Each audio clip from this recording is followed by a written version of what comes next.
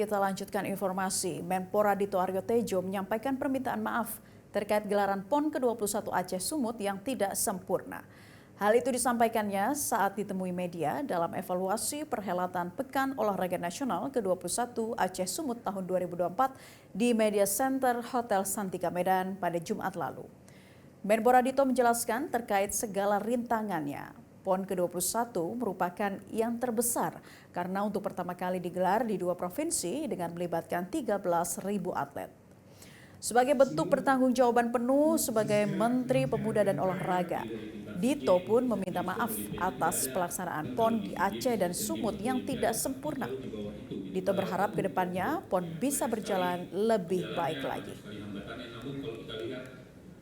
PON kali ini yang baru pada seluruh masyarakat, dan mungkin di luar itu saya juga selaku Menteri Pemuda dan Olahraga yang bertanggung jawab penuh untuk perhelatan nasional olahraga ini juga memohon maaf jika tidak sempurna. Jelajahi cara baru mendapatkan informasi. Download Metro TV Extend sekarang.